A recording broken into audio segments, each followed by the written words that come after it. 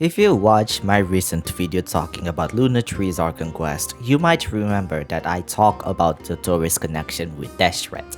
That part of the video in itself is a last minute thought, and I think you can tell because I mostly talk about its visuals that are very similar. But even then, you can tell that me and Ashikai are just in one mind. Like, dude, his power is clearly inspired by Deshret's technology, and you can't prove me otherwise. Right now, me and her are like that one Dragon Ball meme where you just fuse yourself and then became something new.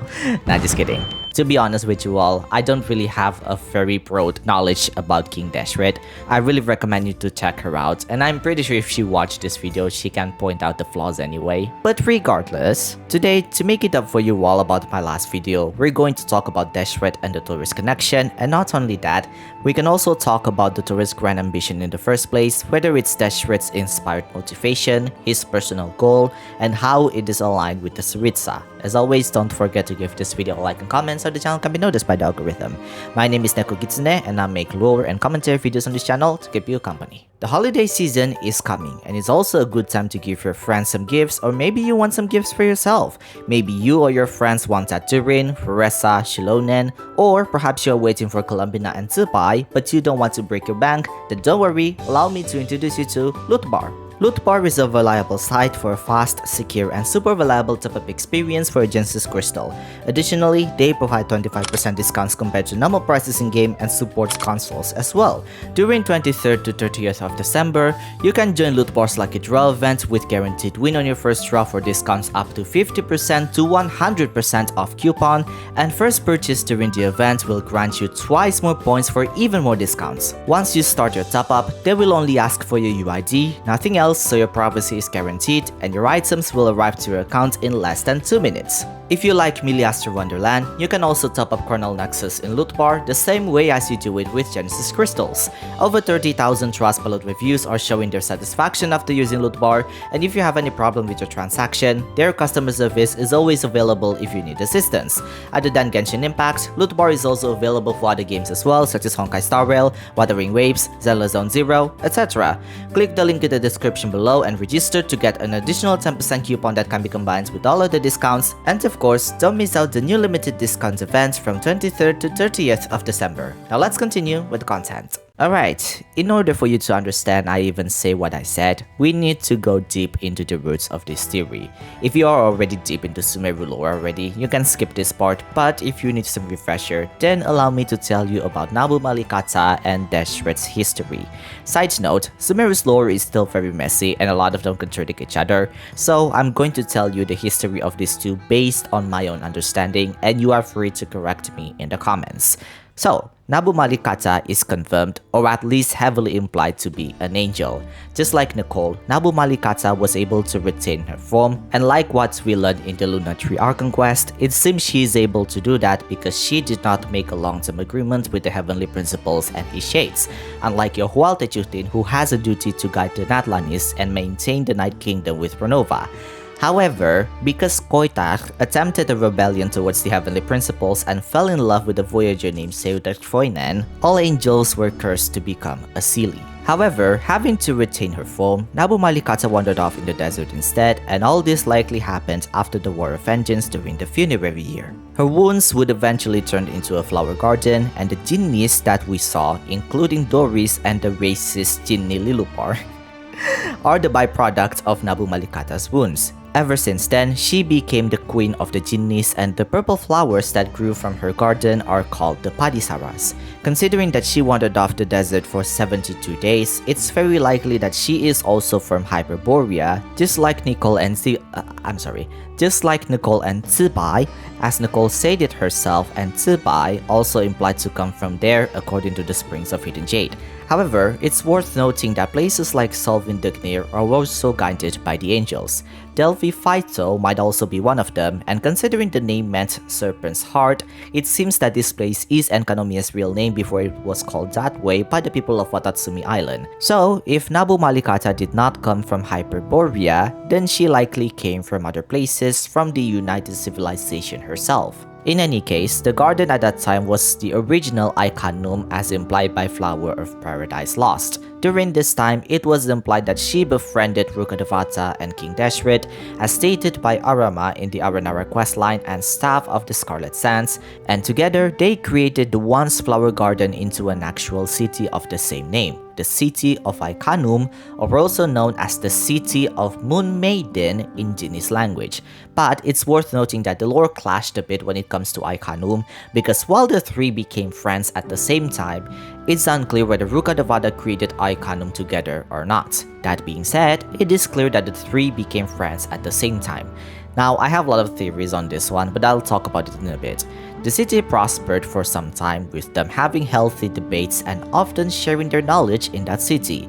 Even during Archon War, when Deshret was personally gifted with the Gnosis by the Heavenly Principles, he declined the offer because he had his own grand ambition. Instead, he shared his rulership with Nabu Malikata and Rukkhadevata.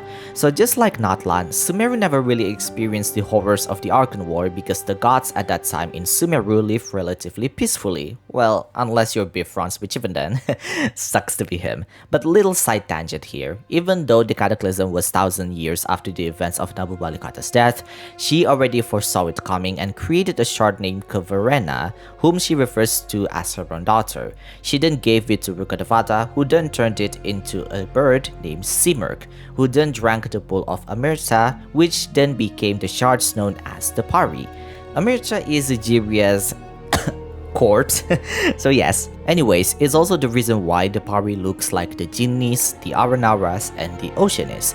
The OST in Harpistocum is called the Chorus of the Three Mothers, referencing where the Pari came from. Alright, let's get back on track. King Deshret's refusal in the Gnosis is actually interesting because it also relates to his own grand ambitions, to transcend fate itself, or in other words, to rebel against the heavenly principles. This shocked even the Seven Pillars as stated by Thoth and Flowers of Paradise Lost, and Deshret told Nabu Malikata about this. Of course, Nabu Malikata at first shocked hearing it, as she warned Deshret about the consequences of doing so, relating her experience she had with Koitak and Seutert-Foinen. King Deshret remained stubborn with his own plans, and this saddened Nabu Malikata, which she was implied to have cried with Deshret calming her down. However, she soon realized that Deshret's ambition has potential to transcend the heavenly principles, and she refers to this as absurd shackles, or in other words, bullshit government. So she eventually helped Deshret in doing just that by revealing him higher knowledge, but of course, continued to warn him about the consequences. It's worth noting that this knowledge is very unlikely to be the forbidden knowledge, but likely referred to something else, whether it's the false sky or maybe the three moon goddesses. Regardless, we still have no idea what this knowledge is, and we can talk about that later. As for Rukkhadevata, she refused to support her friend's plans and eventually departed from Icannum into the rainforest to create her own civilization using the Varuna contraption. Nabu Malikata and King Deshret hoped that Rukkhadevata would return someday, but of course, she did not return. The two pursued their own plans without her. So once again, while their plan is underway, Nabu Malikata warned Deshret again that his plans are very unlikely to work, but she did tell him to believe in humanity as they are the true source of rebellion against divinity. She also told him to not seek the heavenly principles and his four shades, and not be afraid of the celestial nail if it's casted once again. That said, using her own body as a conduit, King Deshret was able to find the knowledge that he sought, but in return, Nabu Malikata perished in the process. The city of Icannum was then buried in sands, and she was never seen ever again. King Deshret mourned deeply after that and took the genius with him to create a new civilization on his own. Since then, King Deshret pursued the forbidden knowledge. The three Magi, Thoth, Herishaf, and Sobek, swindled him further to pursue the forbidden knowledge because they also wanted it for themselves. It spreads further into the desert, and all of the events that we have today is the result of that history. Of course, there's more to that, but that's a topic for a different day. It's worth noting, however, that Tule Tula was said to have been built when Nabu Malikata shed her tears. Whether this was when she shed a tear when Deshret talked about his ambitions, or whether it's during her death, there's no concrete information on that, but do note that the primal constructs in the desert are the byproducts of what happened after King Deshret obtained the knowledge from Nabu Malikata. The assignment boss description implied it to be the case as well, which, if you don't know, These machines have similar visuals and sound effects with Dottore's attack animation in Luna 3 Archon Quest. This visual is the main reason why I even made this video to begin with, not helping that Zandik himself is from Sumeru, as his name is actually another big word meaning heretic. So with that background, I think you can see why it's all connected to Dottore. Ikanum in itself is literally translated as the City of Moon Maiden. Nabu Malikata is an angel that, just like Zibai, is heavily tied to the three moon goddesses, and King Deshret tries to rebel against the heavenly principles by learning the truth beyond Tivat. Dottore was implied to have explored the ruins in the desert at least once in each ruin, and maybe more because he was eventually exiled to the desert after that. Now this is where we enter an even deeper rabbit hole, so my friends, let's get strapped in. Of course, if you made this far, then it's good to assume that you enjoyed this video, just as I enjoy creating these videos myself. So if you can hit that tiny like and subscribe button, you're helping this channel a lot by engaging with the video and putting it into the algorithm. With that said, let's continue. So let's get into the obvious, the connections between Dottore and King Deshret. Personally, I find it very unlikely that Deshret is in Dottore's body, and looking at their personalities, the possibility is just way too slim and it's impossible to even find it to be the case. Blood-related might be the case, but even then, King Deshret has no implication to have descendants. There's even a saying that Candace is Deshret's descendant, but even then, there's no implication that King Deshret has a child and Candace is just metaphorically his descendant. Here's the thing, King Deshret's obsession towards the forbidden knowledge is not for the sake of his people, but his obsession to transcend his own fate and rebel against the heavenly principles. It's also the byproduct after he lost Nabu Malikata. At first, however, his ambitions did originate that he promises people eternal prosperity, but it ended up destroying his own civilization. That being said, I think this obsession is also what inspired Dottore to pursue what he is doing to begin with. Dottore himself is no stranger towards his research with anything that is God related. If anything, his experiments on humans are to find answers on this research specifically, and the Scaramouche boss fight is just one of his test trials for his own goal. Insane, I know, this man is a lunatic. Not only that, it seems he has always been ostracized since childhood, where he was chased out of his own hometown, which could likely be in the rainforest. It's unclear whether his hometown might be, but one thing for sure is that he is indeed from Sumeru. Aside from that, Deshret's ambition is something that Nabu Malikata acknowledged. However, one thing that Deshret did not listen to Nabu Malikata is that he did not do it for the sake of humanity. Now of course, you can correct me if I'm wrong, but based on what I just told you and what I read myself, it doesn't seem that Deshret cared that much for his people after Nabu Malikata's death. It's only after Rugadevata helped him to regain a bit of sanity and imprison the three Magi, as he was implied to be swindled by them, that he finally realized his own ambition to create an eternal empire, because that ambition is made for humanity to begin with. But here is something interesting that you need to know. I actually didn't believe this at first, but it seems that the last Sumeru event regarding Thoth and his background is quite useful for this theory. You see, the trio got imprisoned for swindling King Deshret, as implied in the Lay of Al-Akmar, and then he said that his end should not be the end of humanity. We also learn from Nefer that Thoth only becomes nice to her because he is scared, which is something that is not too surprising given he is sent to a place called Aru, a place that is from the far side of eternity and doesn't seem to be a very pleasant place either according to Thoth. One of you pointed out that eternity is spelled with an uppercase, which means that this eternity likely refers to 1. The Eternal Moon Aria, or 2. Deshret's ambition in creating the Eternal Empire, which either way is still related to the moons. This is also likely related to Nabu Malikata, who has a direct relationship with the three moon goddesses. In fact, the angels so far are implied to be connected with the three moons. Honestly, I am a bit appalled that not a lot of people mention this enough, but if you read Skirk's signature weapon, Azure Light, it is stated that there are at least 4 angels that are aligned with the first angel, Koitak. Those angels are Yohwal Techutin, or Lord of the Night, Sibila, Nabu Malikata, and Zibai. When you think about it, this makes perfect sense because Yohwal Techutin agreed with Capitano to challenge Ronova's rules, Nabu Malikata shared the knowledge beyond Teyvat to Deshret in order to rebel against the heavenly principles, and Zibai is shown to disobey Istaroth to forget stories that should have been lost to time. So far, there's not much that I know about Sibilla. Now, some say that these angels contaminate themselves with the Abyss, but I find that part to be a bit unlikely because Nicole is not part of that group and is implied by Wolfie to be in the middle of the spectrum. In any case, we can talk about the angels in another video, but I think you get the point here.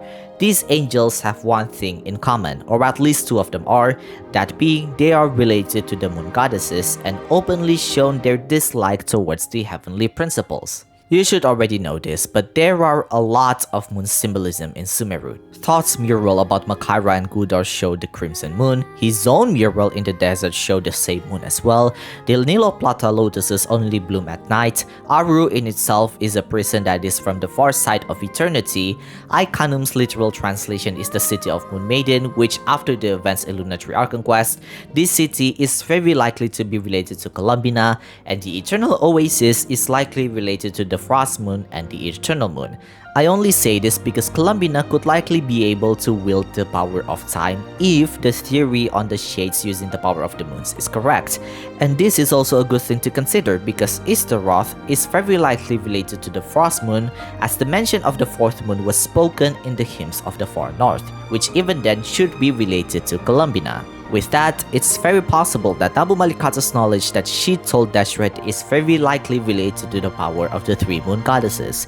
This is something that I find to be the most possible answer, not only because Dottore found out about it, but the Primal Construct's descriptions say that these machines do not belong into this world, also related to the three moon goddesses as they are also no longer part of Teyvat as per Lunatory Archon Quest. So that's about Deshret and Nabu Malikata and how they're connected to the moons. As to how it relates to Dottore, well, this is back to how he acts in the game. First of all, we know that he disliked the gods. We learned this plenty of times, whether in his notes, in the manga, in the last Sumeru events, and he even joined the Fatui because of it. But that hatred is also the source of his own power, where he wanted to become a god himself. If anything, considering he is shown to wield the power of the three moons, it's very likely that he also wants to rebel against the heavenly principles. Not only he has obtained the power of reason, life, death, time, and space as he is shown to stop time in the cutscene, but it seems he is also mocking them at the same time. It's possible that at one point of time, he likely met the Shades and the Heavenly Principles, and it's very likely that he is way older than 500 years old as implied by what we knew about him. There's something I find in common when it comes to Deshret and Dottore, and both rely on themselves. Well, in a way at least. Deshret only cared to rebel against the heavenly principles using the power that he obtained from Nabu Malikata, so it's not really on himself, while Dottore relied on himself without receiving the power from the gods. With that said, it's very likely that he himself does not have a moon wheel or a vision, but using the power that he researched meticulously from time to time. But technically still not on his own anyway because he used the Academia's fundings and also funded by the Fatui. Whether experimenting on children ill, whether from abusing God's remains, whether using flesh of the unalived to cure the sick, also ill, all of that is related to him on 1, to become immortal just like how Deshret want his kingdom to be eternal, and 2, to become a god himself. Okay, I know I mentioned earlier that the surviving angels are unlikely to use the Abyss to survive because if that's the case, they would have gone rogue by now, and it's impossible for it to be the case if both Yohualtechutin and Renova work together in creating the Night Kingdom. Yohualtechutin is also shown to oppose the Abyss, but that being said, it's possible that they were aware of its power as Nabu Malikata told Deshret about the Abyss as well. That being said, this is no different with Dottore because he experimented with Elazar, which is related to the Abyss, and he also experimented on Scaramouche, who also went to the Abyss from time to time when he was in the Fatui. All known beings in this game tried to rebel against the heavenly principles using the power of the Abyss, and it is not an exception with the Traveler because he has been accumulating abyssal power from time to time. You heard me right, he is not purifying the abyss, but rather absorbing them as stated in the Wings of Fate's course intertwined and Skirk's suspicion about it.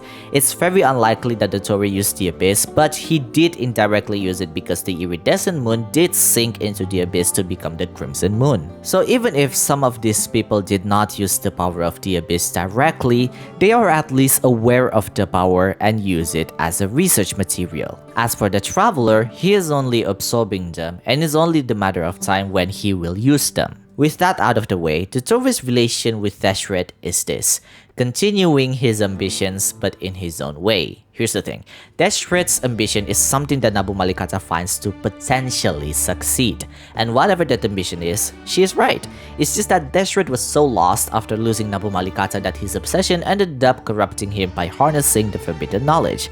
Since Dottore likely knew about this from his own meticulous research, he likely found out that the knowledge is related to the three moon goddesses. After all, there's no reason for him to use Deshret's technology when he can easily just use Draconic technology instead. I mean, given he likely did that and modified Deshret's technology, but at base, he used Deshret's technology as there is no reason for it to be so similar whatsoever. If Nabu Malikata, an angel, knew that Deshret's plan could succeed, then Dottore found out to be worth trying. But unlike Deshret, Dottore is extremely self-centered as per Thought's statement, and it's true. Don't get me wrong, Deshret is also like that, but at least he did it after someone he loved passed away and still able to remember the reason of his ambitions. For Dottore, however, it's very possible to think that Dottore is betraying the Tsaritsa because according to Capitano, the Harbinger's freedom will take precedence over the Tsaritsa's orders, but we also learn that this freedom does not come for free.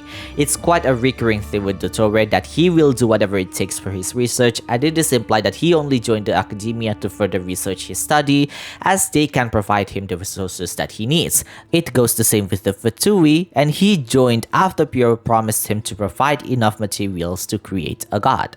Now here's a little bonus section. I'm pretty sure you are aware of Kat's video talking about Columbina's power to time travel, which I am personally sold on. I highly recommend you to watch them, by the way, because despite being a theory, all of the dots made sense, and these two videos will be the basis of this theory as well. Now we're going back to Nabu Malikata and Deshret again because this is related to the city of Aikhanum. Let's just assume this, alright? If entering the moon gate is indeed traveling to time or to the moons, then it's not impossible to think that Columbina can alter what happened in the past. It's just that she can't alter fate. She might as well have met Nabu Malikata and Deshret and also made the city called Aikhanum, or also known as the City of Moon Maiden as per its translation by the Jinnis. After all, Dottore knew that Columbina is an important asset for him and to the Tsaritsa to become a god. So it's not impossible for him to eventually find out that Columbina might visit Sumeru at some point of time. There's literally no reason, at least as of now, why the city is even called that way. It's only assumed to be like that because back then, the Moon Maiden was implied to be Nabu Malikata. But now that we have more context that the Moon Maiden is Columbina, then it's possible to say that Columbina visited Sumeru at some point of time, likely during the funerary year. Her visit likely what made Aikhanum established to begin with, because here's the thing, there's no reason for Nabu Malikata, Deshret, and potentially Rukkhadevata to even name that city to be that way as such if Columbina did not exist at that time, because there's no one that can be considered as the Moon Maiden at that time. Besides, Rukkhadevata and Deshret knew that Nabu Malikata is an angel because Nabu Malikata said so herself. If Rukkhadevata did not know, then at least Deshret knew about it, but it's very unlikely for Rukkhadevata to not know about it either. That said, it's very unlikely for the Moon Maiden in this case is related to Nabu Malikata. It's also interesting to know because if the Kuhenkis are indeed part of Columbina, then it's good to assume that the angels are also part of the moon goddesses and likely the shades as well. In Hymns of the Far North, the ending of both the Frost Moon and Columbina's name ended with Tach, and so is Koitach and Tuonetach. to which both are related to the first angel and Renova respectively. So if that's the case, my proposal right now is that the shades and the angels are likely created using the power of the moon, which is not surprising if Dottore wants to indeed harness the three moon goddesses himself. This is related to the Tsaritsa because the first three of the Harbingers seems crucial for her plan: Capitano's humanity, Dottore's knowledge, and Columbina's identity. From what I can tell, it seems that the Tsaritsa was planning to use Columbina as the new vessel of a new god that she wanted to create because she never assigned her to bring the Gnosis. I'll talk about this in another video, but it seems that the Tsaritsa knew that the only way to rebel against the heavenly principles is to fully use the power of humanity, because this is something that Koitak mentioned to the angels that followed her. Dottore can make that research happen because of his insane research, but in the end, it seems that Dottore's self-centered motivation gets to him, and he ends up using himself to make himself a god. So in the new Archon quest, he is using himself to become the new god to rebel against the heavenly principles, using himself, that is, a human body. And in the end, he obtained the moon's power, as they are the source of life, death, time, space, and finally, reason.